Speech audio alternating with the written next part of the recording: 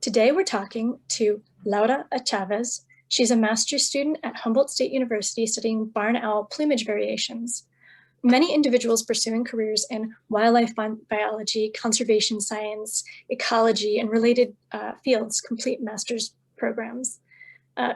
Graduate degree programs give students an opportunity to study advanced topics in their fields and often provide lab, field, and/or teaching experience. Hello, Laura. Can you tell us what inspired you to pursue a career in conservation and ecology? Hi, Helen. Thank you so much for having me.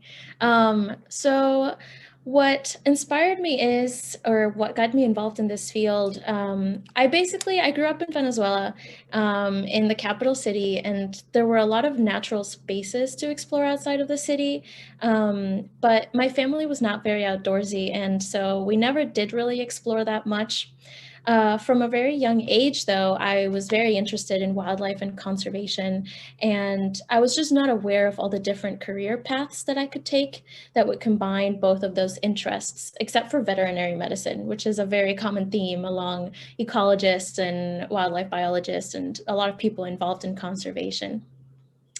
It wasn't until I was a senior in my undergrad that I spoke with a couple of graduate students who convinced me to take a bird banding course and a field ecology class.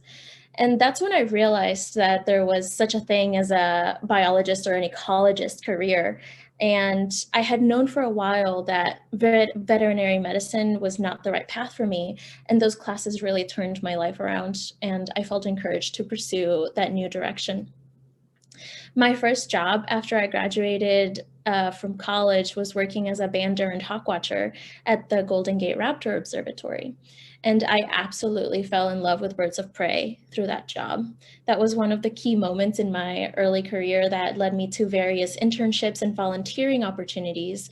And that inspired me to continue along the path of conservation as an ecologist. Wow, thank you. Can you tell us a story about someone in the field that inspired you or that you really admire? Definitely. So, working in seasonal positions, you get to meet a great number of people from many backgrounds and with very different experiences. In most of the field teams that I've been a part of, there have been various people that have inspired me to become a better ecologist, including members of the California Condor Recovery Program crew. However, one of the mentors that I look up to the most is my supervisor for my first job at the Golden Gate Raptor Observatory. That's Teresa Ely.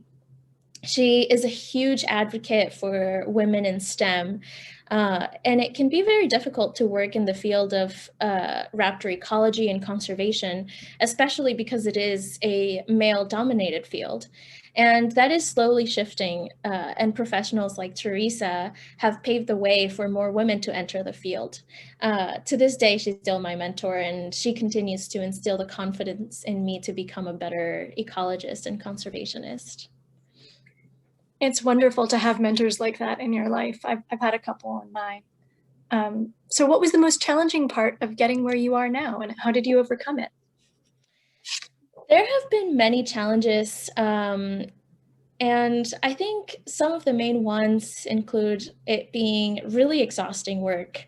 You're working long hours under difficult conditions, and as well as the rewards of conservation that take a long time to see, for like example, policy to take place, and changing people's mindset in general. Um, but I guess I want to focus first on what many ecologists can attest to, but the early career can be very physically and emotionally taxing, and you're constantly relocating because you're following seasonal work, and you're also not being compensated enough for the amount of work that you put in. You work really long hours, you do a lot of strenuous work, hard hiking, and that is just really exhausting. And so you have to find the time. I've really tried to force myself to find the time to take care of myself and not exhaust my body through the difficult jobs that I've had. And another solution is honestly, going to grad school. The more experience you gain, whether that's by continuing to do field work or by furthering your education, the more doors will open and the more opportunities you will have to get a permanent job. And another thing I'd like to point out is that being a minority in the field can be quite difficult. Aside from what I mentioned earlier in terms of gender, I am Latina, and like many other Latinx people, I didn't have a lot of resources growing up. And I didn't learn about camping or backpacking or had the proper equipment until I started working in the field.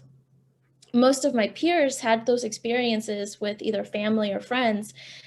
So it was an adjustment. And even now, I'm still learning backcountry skills, basic backcountry skills. I found it very important to find a community that was very supportive and that understood or had similar experiences with those struggles. And that's one of the ways that I've been able to overcome that challenge. I'm glad that you are overcoming that. You're clearly a very dedicated and capable biologist. How do you hope that your work can help California condors or support the recovery program? Well, although my thesis as a grad student currently is studying barn owls in vineyards, my big picture goal is to examine the ecosystem services that wildlife provide, whether that's through rodent pest control or cleaning up the landscape through scavenging like the condors do.